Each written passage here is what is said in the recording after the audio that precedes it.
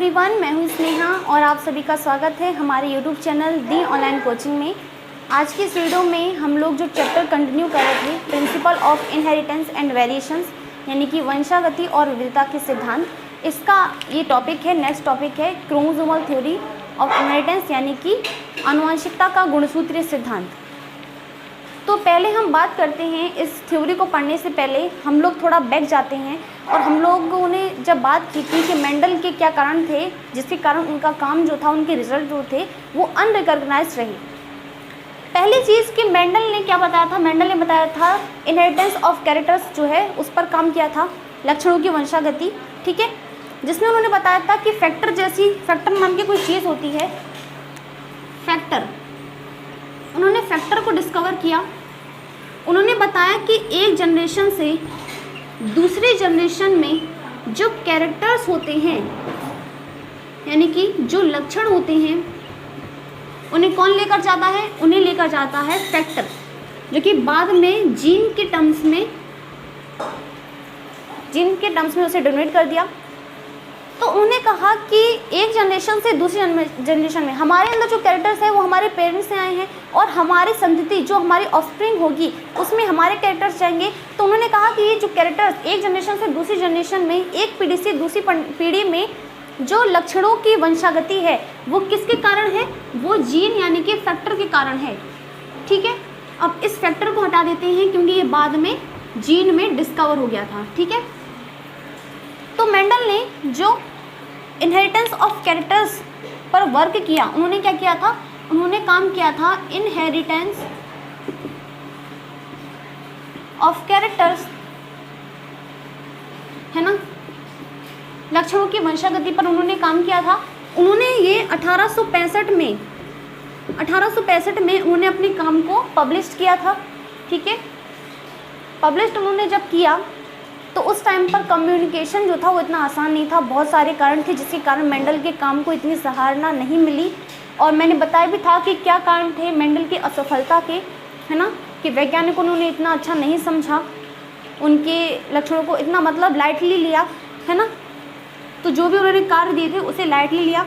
तो 1865 में जब उन्होंने अपने काम को, अपने रिजल्ट्स को पब्लिश किया, ठीक है, लेकिन कुछ कारण ऐसे थे जिसके कारण ये 1900 तक ये क्या रहा, अज्ञात रहा, अनरिकॉग्नाइज्ड रहा, ठीक है। 1900 तक अगर हम गैप देखें तो 35 वर्षों तक मेंडल के जो काम थे, मेंडल के जो रिजल्ट थे वो अनरिकॉग्नाइज्ड रहे, अज्ञात रहे, जिसके कारण उन्हें बहुत बड़ा शॉक भी लगा था कि मैंने इतनी बड़ी डिस्कवरी, और उस टाइम पर ये बहुत बड़ी चीज़ थी, बहुत बड़ी बात थी कि मेंडल ने ये चीज़ें बताई थी, ठीक है। तो उस टाइम पर बहुत मायने रखती हैं। अभी तो हम लोग जीन और हमें इतनी प्रॉब्लम नहीं हो रही क्योंकि हम लोगों ने अभी पिछले चैप्टर पढ़ी, हम लोगों ने रिप्रोडक्शन वाला चैप्टर जो है पूरा कंप्लीट करके आए हैं, तब हम लोग प्रिंसिपल ऑफ इनहेरिटेंस को पढ़ रहे हैं।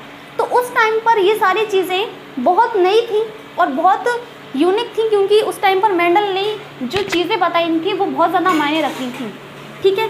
तो 1865 में उन्होंने पब्लिश किया था, बट 1900 तक वो अनरिकॉग्नाइज्ड रहा, अज्ञात रहा। क्या कारण थे, क्योंकि उन्होंने मैथमेटिकल जो अप्रोच जो दी थी उस टाइम पर वैज्ञानिकों को नहीं समझ आई। दूसरा कारण ये था कि जो फैक्टर की बात मेंडल कर रहे हैं उसका कोई फिजिकल प्रूफ नहीं दे पाए थे। मेंडल ने जो फैक्टर पर उन्होंने काम किया, जो फैक्टर वो बता रहे थे, फैक्टर का जो कंसेप्ट दिया था, उन्होंने कहा था कि वो स्टेबल और डिस्क्रीट यूनिट वाला जो कंसेप्ट दिया था, उन्होंने कहा था कि फैक्टर जो है वो स्टेबल होते हैं, फैक्टर जो हैं वो क्या होते हैं, स्टेबल होते हैं, और डिस्क्रीट यूनिट तो उन्होंने दिया ही था, बताया था। तो उन्होंने कहा कि, तो वहाँ के साइंटिस्टों ने ये कहा कि अच्छा, पहली चीज़ तो तुमने ये बताई है कि फैक्टर जैसी कोई चीज़ होती है जो कैरेक्टर्स को एक जनरेशन से, एक पीढ़ी से दूसरी पीढ़ी में ले जाती हैं। तो अगर ऐसी कोई चीज़ है तो हमें दिखाओ सामने, हमें ला कर दो कि फैक्टर जो है, हाँ ये फैक्टर है और ये एक पीढ़ी से दूसरी पीढ़ी में जाता है। तो उस टाइम पर कोई फिजिकल प्रूफ नहीं दे पाए थे। दूसरी चीज़ उन्होंने कहा था कि स्टेबल होता है। उन्होंने कहा कि अगर ये स्टेबल है, अगर तुमने कहा कि फैक्टर स्टेबल है, तो फिर वेरिएशंस कहाँ से आती हैं, वेरिएशंस यानी कि मैं अपने पेरेंट्स से बिल्कुल सिमिलर नहीं हूँ, उनसे थोड़ी अलग हूँ, लेकिन उनके कैरेक्टर्स मेरे अंदर हैं। तो जो वेरिएशंस आ रही हैं, जो विभिन्नताएँ आ रही हैं, वो किसके कारण आ रही हैं, ये चीज़ वो नहीं बता पाए। तो मैथमेटिकल अप्रोच जो दी थी उन्होंने, मैथमेटिक्स का उन्होंने यूज़ किया था अपने कामों में, अपने एक्सपेरिमेंट में, तो वो भी उस टाइम पर साइंटिस्ट को, क्योंकि आधे से ज़्यादा तो इसीलिए बैठे थे कि उन्होंने मैथमेटिक्स, उनको मैथ समझ में नहीं आती थी, इसलिए उन्होंने बायो ली थी, है ना। तो वो ये कारण था, ठीक है, जिस कारण मेंडल का जो काम था वो उससे इतनी ज़्यादा सराहना नहीं मिली। कंटिन्यूस वेरिएशंस को वो नहीं समझा पाए थे कि क्या कारण है कि जिससे कारण भिन्नताएँ आ रही हैं। तो ये सारी चीज़ें थी, ठीक है।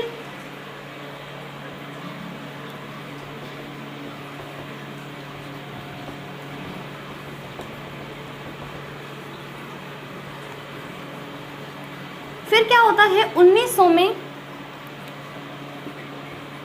में फिर 3 साइंटिस्ट आते हैं, 3 वैज्ञानिकों ने 1900 में 3 वैज्ञानिकों ने, कौन कौन थे वो? डी व्रिस थे, कॉरेंस, और कौन थे? वॉन शेरमार्क।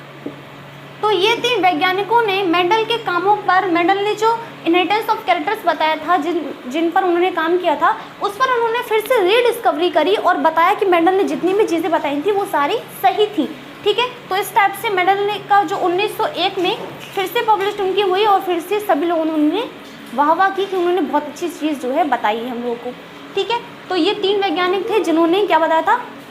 डी व्रिस थे, कॉरेंस और वॉन शेरमार्क जो थे, उन्होंने फिर से रीडिस्कवरी की मेंडल के काम पर और बताया कि मेंडल ने सारी चीज़ें सही बताई थी, बिल्कुल सही बताई थी, ठीक है। अब हम आ जाते हैं हमारे मेन टॉपिक पर, आनुवंशिकता का गुणसूत्रीय सिद्धांत। क्या कहता है गुणसूत्रीय सिद्धांत?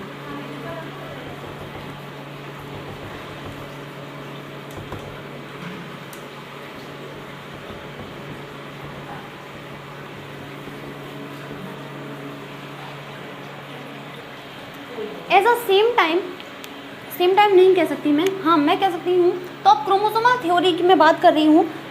तो हुआ क्या कि अब साइंटिस्ट ने कहा कि अभी तक जो भी चीज़ें हम लोग जीन के टर्म्स में पढ़ रहे थे, अब हम क्रोमोसोम्स के टर्म में पढ़ेंगे। क्रोमोसोम्स यानी कि गुणसूत्र, ठीक है। अभी हम गुणसूत्र के बाद में बात करेंगे, स्पेशली होमोलोगस क्रोमोसोम यानी कि सजातीय गुणसूत्र किस चीज़ को बोला जाता है। तो मैंने जेनेटिक टर्मिनोलॉजी पढ़ाई थी, मैंने शब्दावलियाँ पढ़ाई थी, वंशागतीय शब्दावलियाँ, तो मैंने उसमें होमोलोगस क्रोमोसोम का जिक्र किया था। मैंने डिटेल में बताया था कि एक ही लोकस पर प्रेजेंट। तो अभी हम लोग होमोलोगस क्रोमोसोम के बारे में बात करेंगे। तो इनहेरिटेंस क्या कहती है? Inheritance of chromosomal theory of inheritance क्या कहती है? उसमें ये कहा गया कि अभी तक हम जीन के लिए जो सारी बातें कर रहे थे, अब हम क्रोमोसोम्स के टर्म में करेंगे, ठीक है। जीन की जितनी भी हमने डिस्कवरीज पढ़ी वो अब क्रोमोसोम्स के बारे में हम पढ़ेंगे, ठीक है। तो मेंडल ने जो 3 नियम दिए थे वो हम क्रोमोसोम के रूप में पढ़ेंगे। तो ये सारी चीज़ें जो हैं बताई गई। तो 1902 में, सन 1902 में 2 वैज्ञानिक थे जिन्होंने क्रोमोसोमल थ्योरी ऑफ इनहेरिटेंस हमको दी। 2 वैज्ञानिक थे, कौन कौन? सटन और वॉवेरी। सटन और वॉवेरी नाम के तो वैज्ञानिक थे, इंग्लिश में लिख देते हैं वॉल्टेयर सटन एंड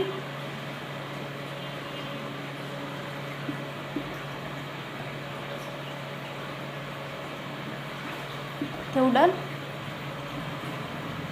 वॉवेरी, ठीक है। तो 2 साइंटिस्ट थे जिन्होंने हमें ये थ्योरी बताई। उन्होंने कहा कि जो उन्होंने ये कहा कि जो डिस्क्रीट यूनिट होती है, उन्होंने कहा कि कारक अथवा जीन,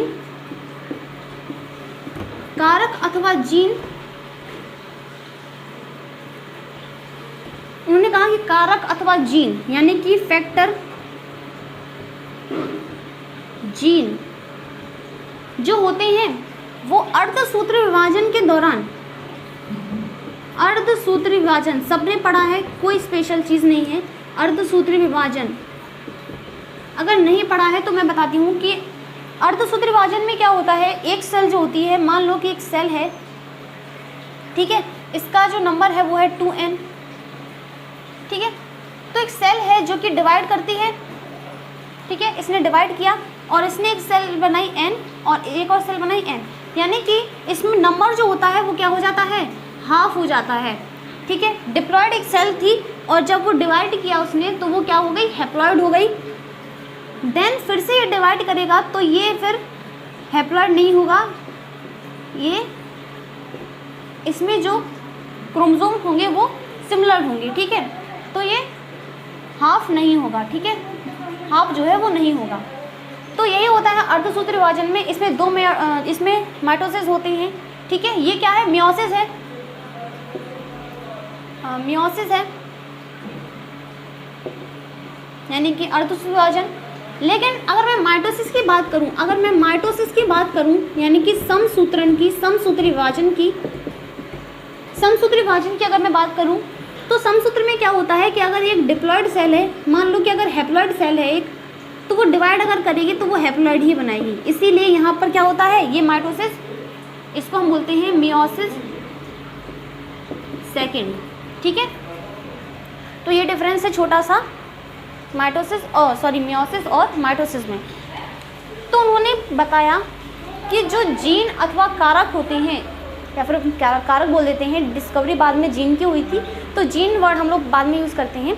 ठीक है, तो कारक अथवा जीन जो होते हैं वो अर्धसूत्री विभाजन के दौरान गुणों को एक पीढ़ी से दूसरी पीढ़ी में ले जाते हैं। ये क्रोमोसोमल थ्योरी ऑफ इनहेरिटेंस में सटन और ववेरी ने बताई। अब उन्होंने बताया कि इस टाइम पर क्योंकि माइक्रोस्कोपी जो है, माइक्रोस्कोपी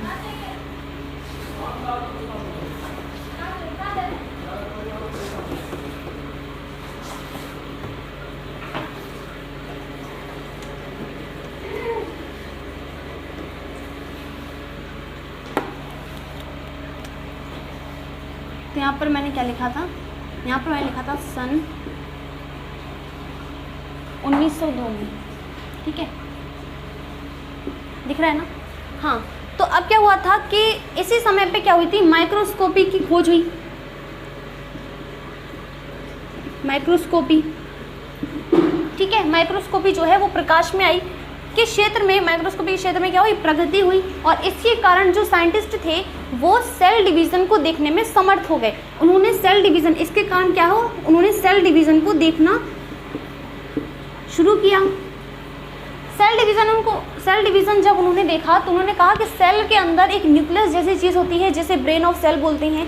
न्यूक्लियस, केंद्रक को हम क्या बोलते हैं, ब्रेन ऑफ सेल बोलते हैं। और उन्होंने कहा कि उस न्यूक्लियस में क्या होता है, उस केंद्रक में, कोशिका के केंद्रक में एक स्ट्रक्चर होती है जिसे हम क्रोमोसोम कहते हैं। क्या कहते हैं, क्रोमोसोम। तो क्रोमोसोम की डिस्कवरी जो है वो हो चुकी थी, गुणसूत्र। ठीक है, तो उस समय क्या हुआ, माइक्रोस्कोपी की क्षेत्र में प्रगति होने के कारण जो वैज्ञानिक थे वो सेल डिवीजन को देखने में समर्थ हो सके, और जिसके कारण उन्होंने केंद्रक को देखा, न्यूक्लियस के अंदर क्रोमोसोम की स्ट्रक्चर को देखा।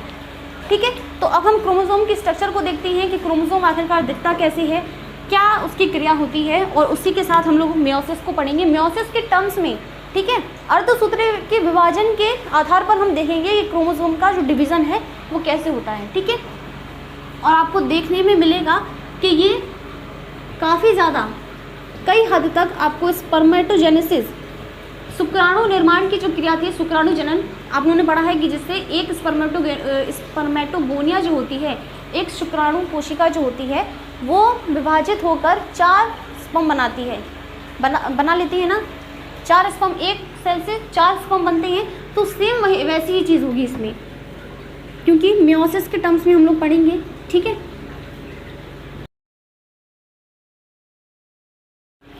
तो 1902 में क्या हो गया था, क्रोमोसोम मूवमेंट के बारे में हम लोगों को पता चल गया था। तो अगर हम बात करें क्रोमोसोम की, तो हम लोग होमोलोगस क्रोमोसोम के बारे में बात करेंगे। क्रोमोसोम आखिरकार किस में पाया जाता है, कैसे वो बनता है। तो मैंने कहा कि माइक्रोस्कोपी जो है उसकी खोज हो चुकी थी, और जिसके कारण वैज्ञानिकों ने, साइंटिस्टों ने क्रोमोसोम को देखने में, सेल डिवीज़न को उन्होंने देखा, तो उन्होंने, ऑब्वियस सी बात है कि उन्होंने क्रोमोसोम के बारे में, गुणसूत्र के बारे में भी पता कर लिया था। ठीक है, तो होता क्या है कि एक सेल है, सिंपल सी सेल है। ठीक है, सेल के अंदर क्या होता है, न्यूक्लियस होता है। ये क्या है, ये क्या है, न्यूक्लियस है, यानी कि केंद्रक हिंदी में लिख देते हैं, लेकिन मीनिंग हिंदी में लिखो या इंग्लिश में लिखो, मतलब उसका अर्थ उसका एक ही होता है, ठीक है। और ये क्या है, कोशिका है। तो सेल के अंदर न्यूक्लियस होता है, न्यूक्लियस के पास क्या होता है, न्यूक्लियस के पास होता है गुणसूत्र, क्रोमोसोम। तो अब हम न्यूक्लियस की स्ट्रक्चर देखें तो इसके पास होगा क्रोमोसोम, ये हम बना देते हैं क्रोमोसोम एक, इस टाइप से होता है, ठीक है। ये क्रोमोसोम है। और क्रोमोसोम को अगर हम और भी ज़्यादा अगर इसकी गहराई में जाए, डीपली जाएं, तो क्रोमोसोम के पास होता है डीएनए, ठीक है। और हम लोग अच्छी तरह से जान रहे हैं, और मैं पहली क्लास से ये बता रही हूँ कि gene is a segment of DNA, और इसका एक छोटा सा सेगमेंट ही, मान लो कि इसका छोटा सा ये सेगमेंट ही क्या है, जीन है। तो मैं बोल सकती हूँ कि cell has a nucleus, nucleus has a DNA, nucleus has a chromosome, ठीक है। Nucleus has a chromosome, chromosome has a DNA and gene is a segment of DNA, ठीक है। डीएनए का छोटा सा सेगमेंट ही क्या है, जीन है, यानी कि हाँ, जीन को हिंदी में भी जीन ही बोलते हैं, ठीक है। क्या बोलते हैं, जीन। तो बात समझ में आई कि कोशिका के अंदर, तो उन्होंने कहा कि उन्होंने कहा कि आप लोग बोल रहे हो कि जो कैरेक्टर्स हैं वो एक जनरेशन से दूसरी जनरेशन में जीन के द्वारा ही जा रहे हैं, ठीक है। जीन को ही इकाई माना गया है। तो उन्होंने कहा कि हम ये भी तो बोल सकते हैं, क्योंकि जीन तो क्रोमोसोम के अंदर प्रेजेंट है, तो हम ये भी तो बोल सकते हैं कि कैरेक्टर्स को एक जनरेशन से दूसरी जनरेशन में क्रोमोसोम्स लेकर जा रहे हैं, ठीक है। तो इसीलिए इसका नाम पड़ा क्रोमोसोमल थ्योरी, इसीलिए इसको बोला गया है क्रोमोसोमल थ्योरी ऑफ इनहेरिटेंस, कि हम जीन की बात ना करके क्रोमोसोम्स के टर्म्स में उसको देख रहे हैं। तो जो तीनों मेडल ने नियम दिए थे वो भी लागू होते हैं क्रोमोसोम्स के टर्म्स में भी। तो अभी हम लोग देखेंगे किस तरह से, ठीक है। तो अब क्रोमोसोम की स्ट्रक्चर की बात करते हैं, तो कुछ इस टाइप का जो है हमारा क्रोमोसोम दिखता है। होमोलोगस क्रोमोसोम की मैं बात कर रही हूँ, ठीक है। किसकी, यहाँ पर लिख देते हैं या फिर पहले बना लें, ठीक है। तो स्ट्रक्चर की अगर बात करें होमोलोगस क्रोमोसोम की, सजातीय गुणसूत्र, तो कुछ इस तरह से जो क्रोमोसोम है वो हमारा दिखता है। अगर मैं बात करूं कि इसकी, तो ये पेयर नहीं है, ठीक है। लेकिन अगर मैं बात करूं कि इसकी एक और पेयर, अगर एक और मैं ऐसा सेम बना दूं, तो फिर हम बोल सकते हैं कि ये क्या है, पेयर में प्रेजेंट है, ठीक है। तो ये इसका डुप्लीकेट, अपना एक डुप्लीकेट लेकर साथ में चलता है। सिंपल मतलब अगर हम सिंपल बात करें तो हम कुछ इस टाइप से है क्रोमोसोम जो है वो बनाते हैं, है ना। तो यहाँ पर अब हम इसकी स्ट्रक्चर को देखें तो इसको जो जिससे जॉइंट होता है, ये अटैच होता है, तो इसे हम बोलते हैं, सेंटर वाला जो पार्ट होता है इसे हम बोलते हैं सेंट्रोमेयर। क्या बोलते हैं, इसे हम बोलते हैं सेंट्रोमेयर। सिमिलरली इसे भी हम, इसमें भी जो बीच में जिसके कारण ये अटैच है, सेंटर वाला पार्ट है, इसे क्या बोलते हैं, सेंट्रोमेयर बोलते हैं, ठीक है। इतना क्लियर है। ये जो है ये क्या है, इसकी ये आर्म्स हैं, भुजाएं हैं, तो ये क्या है, आर्म्स। सिमिलरली यहाँ पर भी ये क्या है, आर्म्स हैं, जिनकी संख्या क्या है, 4 है। यहाँ पर भी 4 है और यहाँ पर भी 4 है। अगर मैं इस एक की बात करूँ, अगर मैं इसकी बात करूँ, इस वाले की, ठीक है, अगर मैं केवल इसकी बात करूँ जो इस टाइप से दिख रहा है, जो इस टाइप से दिख रहा है, अगर मैं इसकी बात करूँ तो इसको बोला जाता है क्रोमेटिड, ठीक है। अगर एक की बात करें तो इसको बोला जाता है क्रोमेटिड।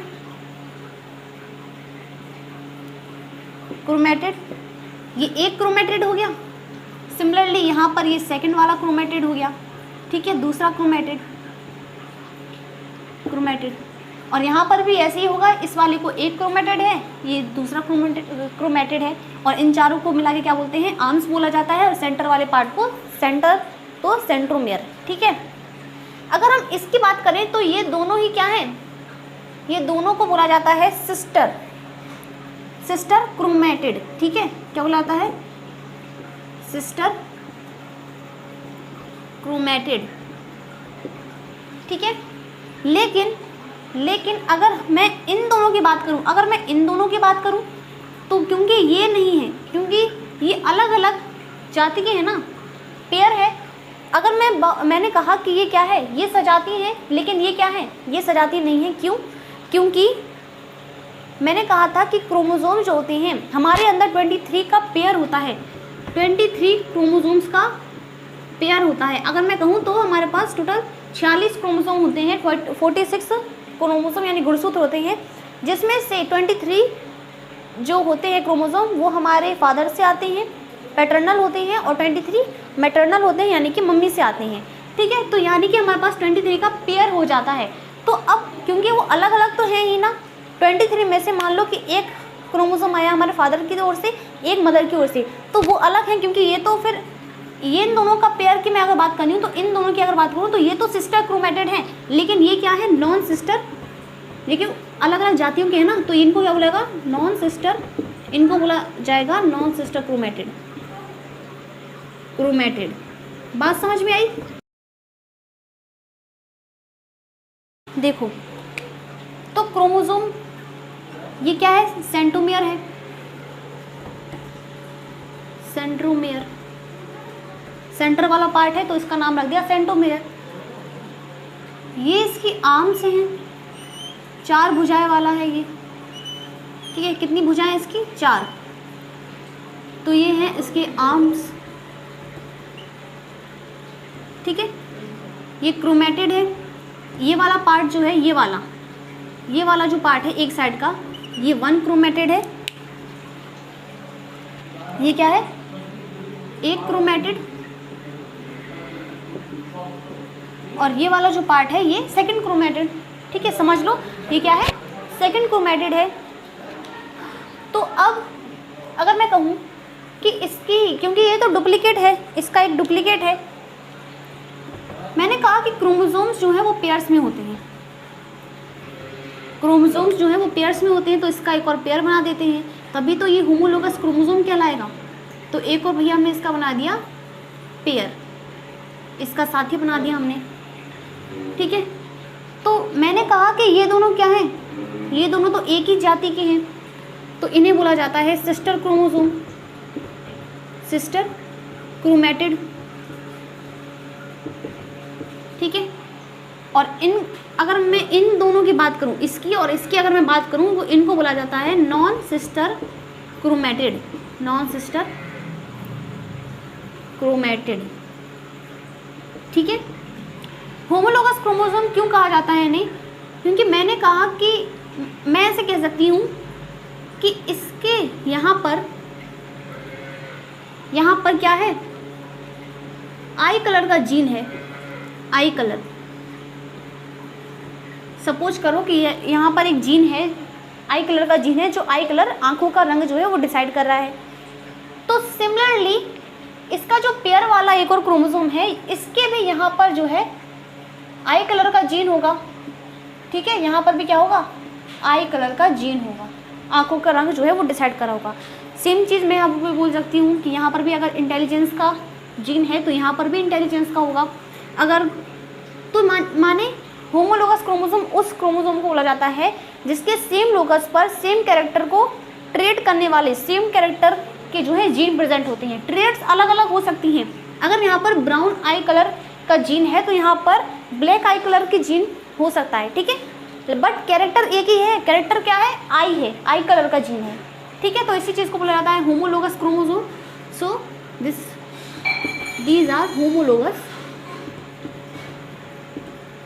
क्रोमोसोम्स। ठीक है, तो क्रोमोसोम का मतलब समझते हैं। हमने देख लिया कि क्रोमोसोम क्या है, कैसे बनता है, होमोलोगस क्रोमोसोम किसको बोलते हैं।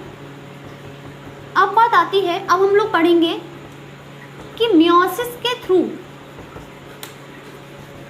के थ्रू अर्धसूत्री विभाजन के द्वारा जो क्रोमोसोम है उसका निर्माण, उसका डिवीज़न जो है वो किस टाइप से होता है।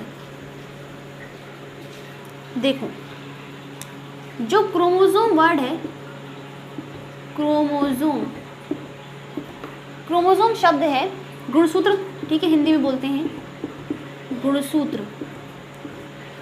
कहते हैं कि ये कलर के द्वारा, रंग के द्वारा जो है स्टेनिंग, किसके थ्रू, स्टेनिंग के थ्रू दिखाई देता है, स्टेनिंग के द्वारा दिखाई देता है, रंग के द्वारा, ठीक है। जिसमें क्रोमा, जो क्रोम है, जो क्रोमा वर्ड है, क्रोमा का मतलब होता है कलर यानी कि रंग, और सोम का मतलब होता है बॉडीज, इसका मतलब होता है बॉडी, ठीक है। तो यानी कि जो क्रोमोसोम है वो क्या है, कलर्ड बॉडी है, क्या है, कलर्ड बॉडीज होती हैं जो कि रंग द्वारा दिखाई देती हैं, ठीक है। बात समझ आई, क्या है ये क्रोमोसोम जो है वो कलर्ड बॉडीज होती हैं जो कि रंग द्वारा दिखाई देती हैं, इतना समझो, दिखाई देती हैं। एनसीईआरटी में डिवीज़न को देखना, क्योंकि यहाँ पर तो मैं नहीं बता सकती कि कौन से कलर का है, यहाँ पर मैं डिवीज़न को शो कर सकती हूँ कि डिवीज़न कैसे हो रहा है, ठीक है। तो अब हम लोग देखते हैं कि मियोसिस के दौरान, अर्धसूत्री विभाजन के दौरान जो क्रोमोसोम, जो सेल डिवीज़न है वो किस तरह से होता है। तब हमने पढ़ा, जब मैंने कहा कि माइक्रोस्कोपी की जब खोज की गई, जब वो प्रकाश में आया, तो हमने उसके कारण जो साइंटिस्ट थे उन्होंने सेल डिवीज़न को देख पाया। सेल डिवीज़न के दौरान फिर न्यूक्लियस की, जब उसमें न्यूक्लियस देखा तो न्यूक्लियस में पता चला कि क्रोमोसोम की डिस्कवरी वहाँ पर हुई, ठीक है। क्रोमोसोम की डिस्कवरी हुई और कहा गया कि जो क्रोमोसोम होता है उसमें डिवीज़न से पहले ही, जब मियोसिस होता है तो मियोसिस डिवीज़न से पहले ही जो सेल है वो डबल हो जाता है और डिवाइड कर जाता है। कैसे, अब हम लोग देखते हैं कि मियोसिस के दौरान सेल डिवीज़न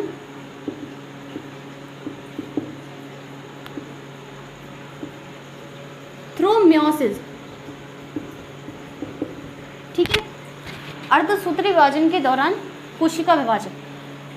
तो मान लो कि कोशिका है, ये डायग्राम आपके एनसीईआरटी में दिया है, यहाँ पर क्लियर नहीं तो समझने की दृष्टि से देखना, ठीक है। एनसीईआरटी में मिला है, दिया गया है, तो वहाँ पर आपको मिल जाएगा। तो एक सेल है,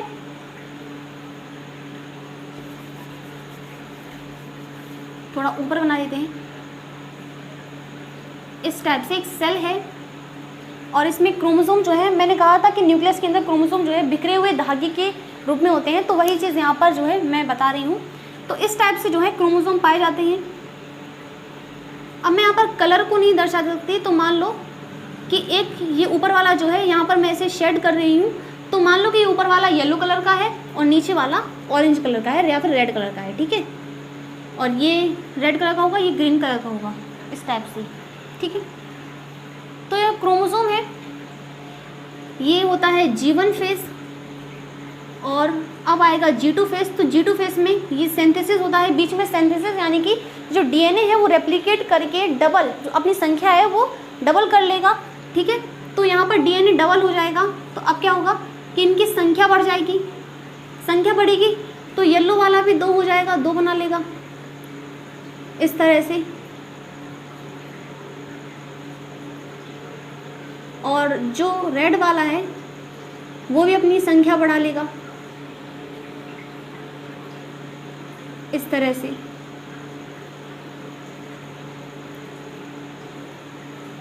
समझ में आया, इसको बोलते हैं G2 फेज। और ये अभी क्या चल रहा है, इंटरफेज चल रहा है, यहाँ लिख देते हैं ऊपर, ये क्या है, इंटरफेज।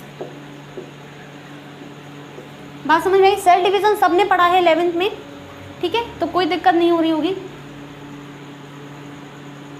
और जो भी बेसिक चीज़ें हैं वो मैंने बता ही दी हैं। तो अगर आप लोगों ने पढ़ा भी नहीं है सेल डिवीज़न, तो यहाँ पर सिर्फ इतना समझो, तो मैंने उतना बता दिया है, ठीक है। तो G1 फेज में क्या था कि ये सिंगल थे और जब सिंथेसिस हुई तो डीएनए जो है वो रेप्लिकेट करिए, डीएनए जो है उसकी संख्या बढ़ जाएगी, तो वो अपना डीएनए जब दुगना होगा तो संख्या दुगनी हो जाएगी, ठीक है। फिर होता है कि ये अपने अपने पोल पर चले जाते हैं, अपने अपने पोल पर ये जाना शुरू कर देंगे, इस तरह से।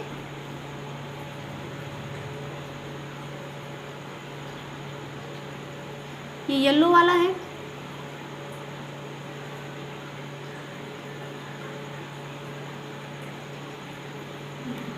तो ये ऊपर वाले अपने अपने पोल पर, विपरीत पोल पर जो है, विपरीत ध्रुवों पर जाएंगे। सेम जो रेड वाला है वो भी जाएगा इस टाइप से, ठीक है।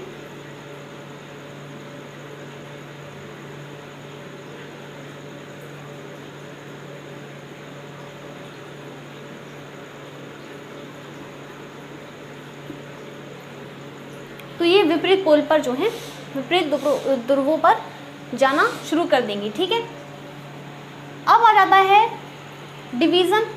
तो डिवीज़न जब होगा तो ये पूरी तरीके से येलो वाला एक अलग सेल बना लेगा और रेड वाले जो होंगे क्रोमोसोम वो अलग आ जाएंगे। ठीक है, रेड वाले अलग आ जाएंगे। तो यहाँ पर लिख देते हैं। अब क्या होगा, मियोसिस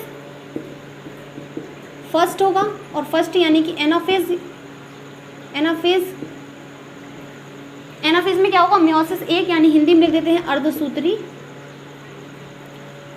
अर्धसूत्री विभाजन प्रथम। ठीक है, अर्धसूत्री एक हुआ जब इसमें, तो अब ये 2 सेल बना लेंगे। ठीक है, अब ये 2 सेल बना लेंगे। तो येलो वाले ऊपर आ जाएंगे। ठीक है, इस टाइप से येलो वाले ऊपर आ जाएंगे और रेड वाले नीचे आ जाएंगे, अलग वाली कोशिका में। ठीक है, तो अब 2 सेल बन गए मियोसिस एक के दौरान। अब देन इसमें फिर से डिवीज़न होगा, मियोसिस सेकंड होगा। तो यहाँ पर नीचे मैं बना देती हूँ। ठीक है, इतना समझ में आया। तो मियोसिस सेकंड होगा, अब होगा मियोसिस सेकंड अर्धसूत्री, मियोसिस सेकंड एनाफेज, अर्धसूत्री द्वितीय सेकंड। तो अब ये 2 से पूरी तरीके से डिवाइड करके, यानी येलो वाले भी होंगे अलग हो जाएंगे और रेड वाले जो हैं वो भी अलग हो जाएंगे, और टोटल 4 जो है सेल बना लेंगे, जर्म सेल ये बना लेंगे। ठीक है, तो इस तरह से 4 कोशिकाएं बन जाएंगी। यहाँ पर एक येलो आ गया, यहाँ पर एक येलो आ गया, यहाँ पर एक रेड आ गया। ठीक है, और यहाँ पर एक रेड आ गया।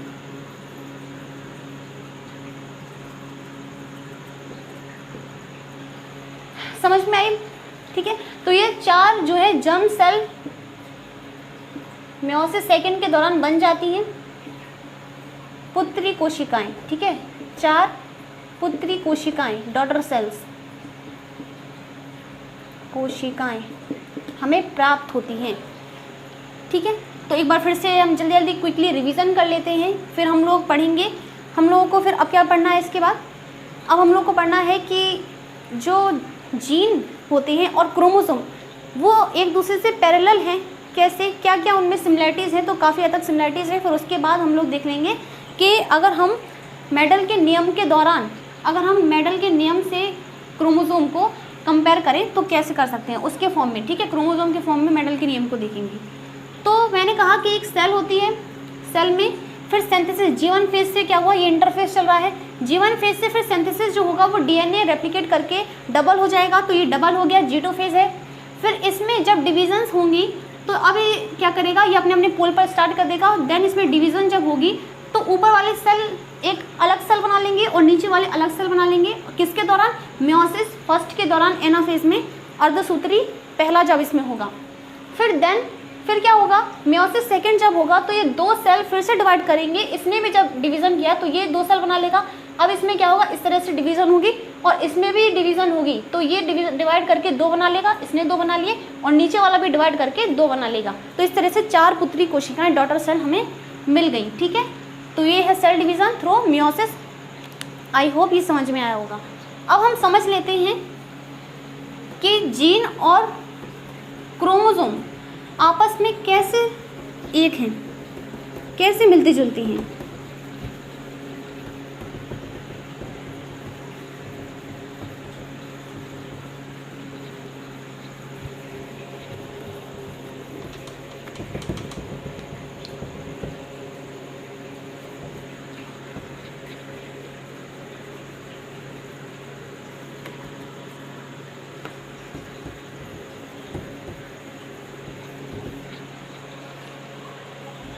तो अब अगर हम क्रोमोसोम और जीन के बिहेवियर की बात करें, ठीक है, तो क्या क्या इनमें ये बातें जो है वो पैरेलल है एकदम।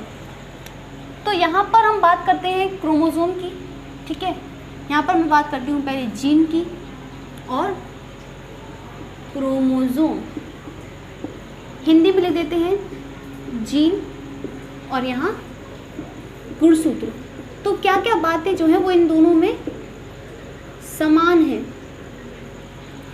तो पता है कि जीन जो होते हैं वो पेयर में होते हैं। जीन के जो एलील्स होते हैं, जब हमने टॉल और डॉर्फ की बात की थी, तो एक कैरेक्टर के जो दो अलग अलग एलील्स थे, जो एलील्स थे वो क्या थे, पेयर में प्रेजेंट थे।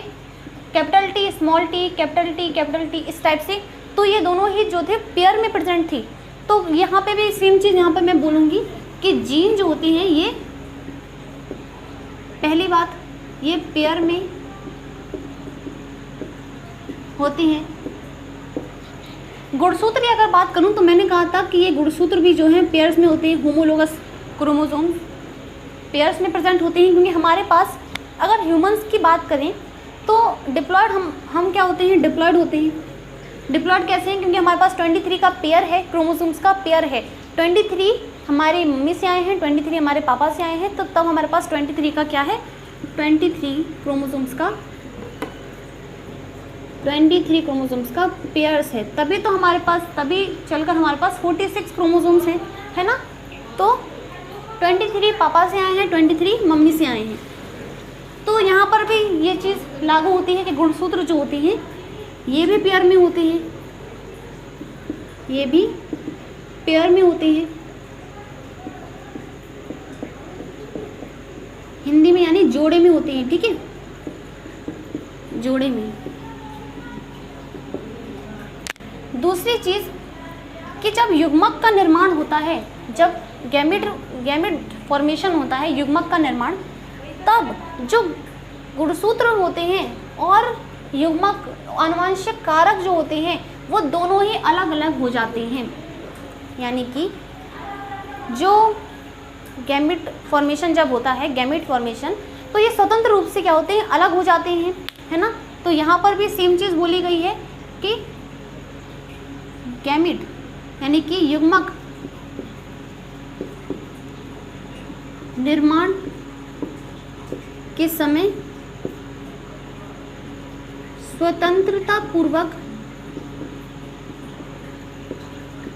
अलग होते हैं, अलग होते हैं। और यहाँ पर भी मैं यहाँ पर लिख देती हूँ इसी के समान है, ठीक है, इसी के समान है। यानी इंडिपेंडेंटली क्या होंगे, असॉर्ट हो जाएंगे, इंडिपेंडेंटली सेग्रीगेट हो जाएंगे, और अभी हम लोग देखेंगे, ठीक है।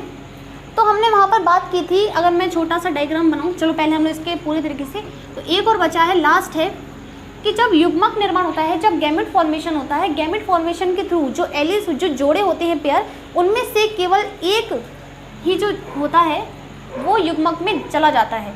यानी कि सभी युग्मकों में जो समजात गुणसूत्र होते हैं, ठीक है, यानी कि जो होमोलोगस क्रोमोसोम्स होते हैं, उनमें से एक गुणसूत्र तथा कारकों में से एक कारक ही गैमेट में जा पाता है। मैंने बताया था ना कि जो लॉ ऑफ सेग्रीगेशन में मैंने बताया था, लॉ ऑफ सेग्रीगेशन ये कहता है अगर कैपिटल टी स्मॉल टी हैं तो जब गैमेट बनेगा तो इसमें ये क्या हो जाएंगे, आधे हो जाते हैं। समजात की बात कर रहे हैं, तो कैपिटल टी की अगर बात करें तो इसमें जब गैमेट फॉर्मेशन होता है तो केवल एक ही जा पाता है। सेम चीज़ यहाँ पर बोली गई है कि अगर क्रोमोसोम है तो यहाँ पर केवल एक क्रोमोसोम ही जा पाएगा गैमेट के अंदर। तभी तो अगर मम्मी के पास 46 क्रोमोसोम हैं तो जब गैमेट फॉर्मेशन होगा, जब गैमेट बनेंगे, तो गैमेट में क्या होगा, 23 क्रोमोसोम चले जाएंगे, आधे हो जाते हैं, यानी कि नंबर जो है वो आधा हो जाता है। तो यही चीज़ बोली गई है कि युग्मक निर्माण के समय, युग्मक निर्माण के समय, युग्मक निर्माण के समय यहाँ ऊपर लिख देते हैं इसको, ठीक है।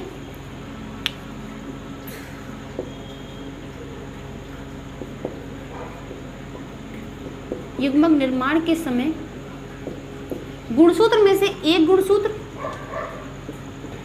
गुणसूत्रों तथा गुणसूत्रों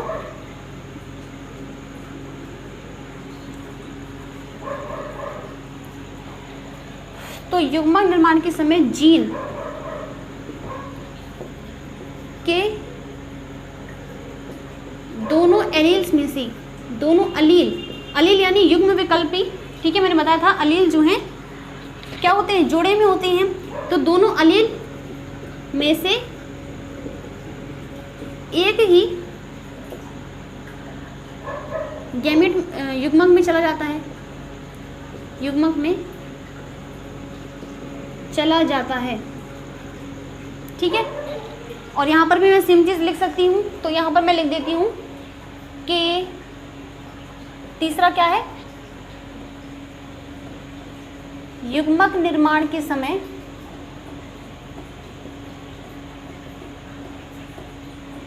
गुणसूत्रों में से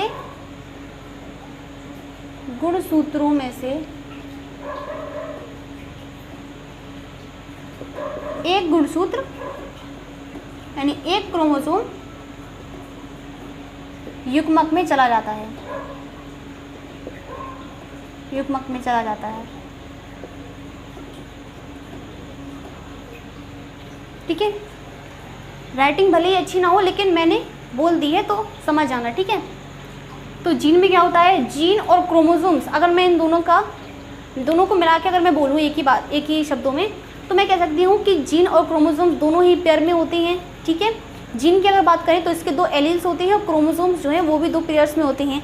जब गैमेट फॉर्मेशन होता है तो ये इंडिपेंडेंटली क्या होते हैं, सेग्रीगेट हो जाते हैं, ठीक है। ये बात भी सही है, दोनों में ही सेम है ये कि इंडिपेंडेंटली क्या होंगे, अलग अलग हो जाएंगे।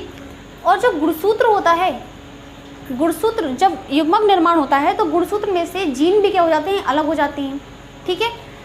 तो तीसरी चीज़ क्या है, जब युग्मक निर्माण, जब गैमेट फॉर्मेशन होता है और गैमेट जब फॉर्मेशन होता है तो क्या होता है कि जीन के जो दोनों एलील्स होते हैं उसमें से एक एलील जो होगा वो गैमेट में चला जाएगा, यानी कि हाफ हो जाते हैं। और सेम चीज़ गुणसूत्र में भी होती है, क्रोमोसोम में भी होती है कि जब गैमेट फॉर्मेशन होता है, जब युग्मक का निर्माण होता है तो एक गुणसूत्र जो है युग्मक में चले जाते हैं, यानी कि 46 अगर गुणसूत्र हैं तो 23 क्रोमोसोम्स जो हैं वो चले जाएंगे युग्मक गैमेट के पास।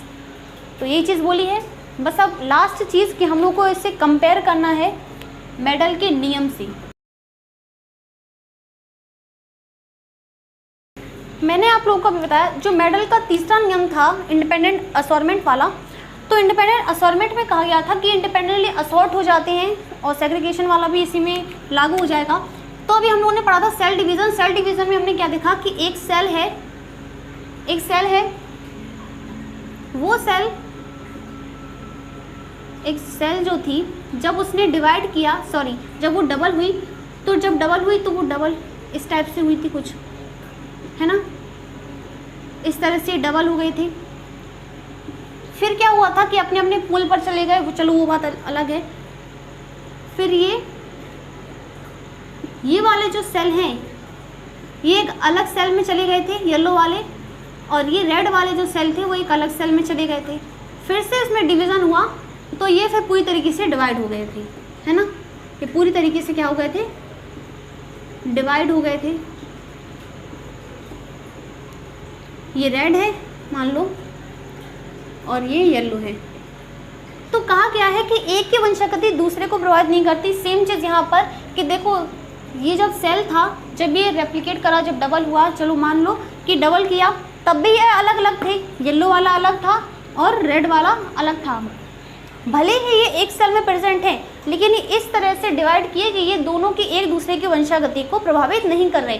तो पूरी तरीके से देखो जब डिवीज़न हो गया तब भी ये येलो वाले पूरी तरीके से अलग हो गए और रेड वाले अलग हो गए। और फिर जब डिवीज़न हुआ, ठीक है, म्योसिस सेकंड हुआ, तो येलो वाले भी पूरी तरीके से डिवाइड हो गए और रेड वाले भी डिवाइड हो गए। तो यानी कि अगर एक साल में मैं कहूँ तो एक की वंशागति दूसरे को प्रभावित नहीं करती।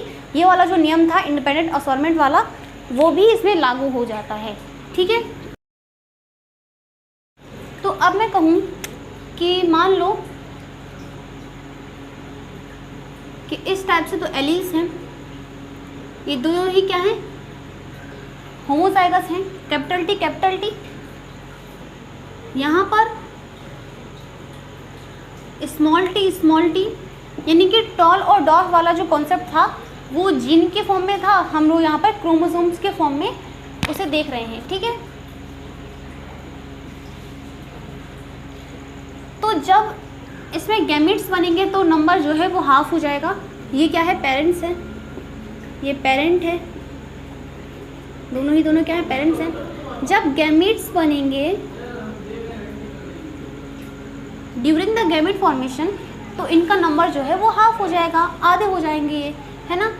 तो यहाँ पर दोनों में से होमोजाइगस हैं क्योंकि ये, तो इसीलिए यहाँ पर कैपिटल टी आएगा सिर्फ। ये क्या है, कैपिटल टी, ये स्मॉल टी। तो इसमें से सिर्फ क्या आएगा, कैपिटल टी वाला आएगा। यहाँ पर भी क्योंकि ये होमोजाइगस हैं तो यहाँ पर स्मॉल टी सिर्फ आएगा, ठीक है। ये गैमेट्स हो गए, ये गैमेट्स हो गए। अब जब हम इनका फ्यूज़न करवाएंगे, तो यहाँ पर जो संतति बनेगी ये F1 संतति हमें मिल जाएगी। तो देखो वही कॉन्सेप्ट है यहाँ पर, जिस तरह से हम लोगों ने कैपिटल टी स्मॉल टी वाला पौधे को लेकर हमने वहाँ पर किया था, मतलब जीन को लेकर हमने किया था जिसमें 2 एलील्स थे, सेम चीज़ वहाँ पर भी है ना। तो क्रोमोसोम और जीन दोनों के लिए लागू कर रही है ये चीज़। तो यहाँ पर 2 अलग अलग टाइप के बन जाएंगे, हेटेरोजाइगस कंडीशन आ जाएगी, एक होगा कैपिटल टी, एक होगा स्मॉल टी, ठीक है। तो संकरण हमने करवा दिया, ये हमें मिल गई F1 जनरेशन, ये हमें क्या मिल गई, F1 जनरेशन। फिर इसी तरह से पुनेट वर्ग स्क्वायर बनाकर आप लोग कर लो, ठीक है, तो सेम चीज़ मिल जाएगी। तो जब हम इसका फिर इसे फिर अलग करेंगे तो चलो अब हम देखते हैं। फिर हम जो ये कंडीशन बनी ना, जो हमें संतति प्राप्त हुई F1 जनरेशन, वो क्या है, कैपिटल टी स्मॉल टी। और जब इसके गैमेट्स बनेंगे तो 2 अलग अलग प्रकार के बनेंगे, एक कैपिटल टी बनेगा और एक स्मॉल टी बनेगा, ठीक है। अगर हम डाई हाइब्रिड क्रॉस के फॉर्म में देखें, ये क्या था, मोनोहाइब्रिड फॉर्म में था, ठीक है। एक संकर संकरण में हमने देखा, एक संकर में देखा।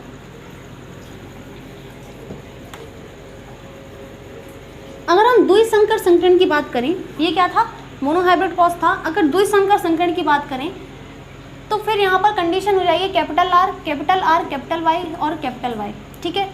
तो 4 क्रोमोसोम्स जो है यहाँ पर बन जाएंगे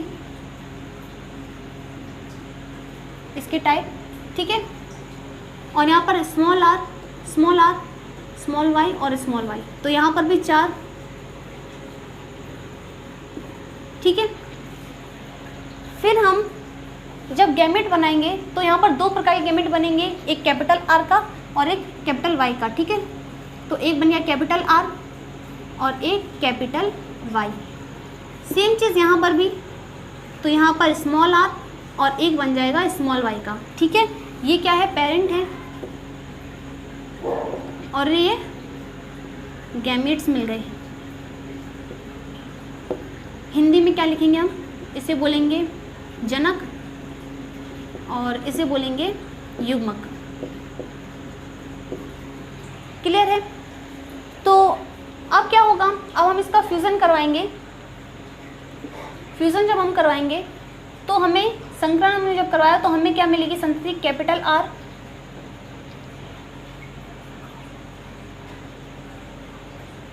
हमें संतति मिलेगी, यहाँ पर लिख देती हूँ, capital R small R capital Y small Y, ठीक है। तो देखो रिजल्ट भी वही निकल कर आया, चाहे जीन के लिए बात करूँ चाहे क्रोमोसोम्स के लिए रिजल्ट सेम ही मिलेगा, ठीक है। तो कैपिटल आर कैपिटल वाई और स्मॉल वाई, है ना। डाई हाइब्रिड क्रॉस में भी ये चीज़ लागू हो गई। अब जब इसकी हम ये F1 जनरेशन है, ये F1 जनरेशन मिल गई। अब इसके गैमेट्स देखें तो इसके गैमेट्स भी 4 प्रकार के गैमेट्स बनेंगे। हमने F1 जब हम लोगों ने मोनोहाइब्रिड क्रॉस बात की थी जीन के लिए, तब हमने वहाँ पर देखा था कि 4 प्रकार के गैमेट्स जो हैं वो हमें मिलते हैं। तो सेम चीज़ यहाँ पर भी होती है कि हमें भी 4 प्रकार के गैमेट्स मिलते हैं। गैमेट्स की अगर बात करें, ये कैपिटल आर कैपिटल वाई और स्मॉल वाई, ठीक है। गैमेट्स की बात करें तो 4 प्रकार के गैमेट्स हमें मिलेंगे। एक हमें मिलेगा कैपिटल आर कैपिटल वाई, दूसरा हमें मिलेगा capital small R capital Y, या फिर ऐसे लिख लो कैपिटल आर और स्मॉल वाई, ठीक है। एक हमें पेयर मिलेगा, एक टाइप हमें मिलेगा स्मॉल आर कैपिटल वाई, ठीक है, और एक टाइप हमें मिलेगा स्मॉल आर और स्मॉल वाई। 4 प्रकार के गैमेट्स हमें मिलेंगे, जो कि हमने जीन के फॉर्म में जब बात की थी तब भी यही चीज़ हमें मिली थी, ठीक है। तो चाहे जीन के लिए बात करो चाहे क्रोमोसोम्स के लिए, बात एक ही है। और सटन और बॉबेरी ने यही चीज़ बोली क्रोमोसोमल थ्योरी में कि जो जीन्स होते हैं वो एक्चुअल में क्रोमोसोम्स पर ही तो प्रेजेंट करते हैं। तो हम ये भी बोल सकते हैं कि एक जनरेशन से दूसरी जनरेशन में जो कैरेक्टर्स को जीन लेकर जा रहे हैं, हम ये भी बोल सकते हैं कि क्रोमोसोम्स जो होते हैं वो इनहेरिटेंस, वो हेरिडिटी के लिए रिस्पॉन्सिबल होते हैं, ठीक है। तो बस क्रोमोसोमल थ्योरी इतनी सी है। अब हम लोग देखेंगे मॉर्गन ने क्या एक्सपेरिमेंट किए थे इसी पर रिलेटेड। उन्होंने ड्रासोफिला पर, ठीक है, फ्रूट फ्लाई जिसको बोला जाता है, इसके बाद हम लोग वही टॉपिक पढ़ेंगे, ठीक है। फिर इसके बाद बहुत सी चीज़ें हैं इसमें, मतलब साइंटिस्ट अलग अलग तरीके से कि उन्होंने पहले सेल किस में देखा, इस तरह से न्यूक्लियस की फिर कब खोज हुई, तो वो नीट के लेवल वाला आ जाता है। बोर्ड एग्ज़ाम में कोई मायने नहीं रखता वो, ठीक है। सिलेबस में जितना है उतना ही आपको पढ़ना पड़ेगा, ठीक है, बोर्ड लेवल की अगर आपको पढ़ना है तो बस इतना ही है। और मुझे उम्मीद है कि ये वीडियो आपको पसंद आएगी और समझ में आएगी। तो बस आज की वीडियो यहीं तक रहने देते हैं, फिर मिलते हैं नेक्स्ट वीडियो में। Bye bye and take care.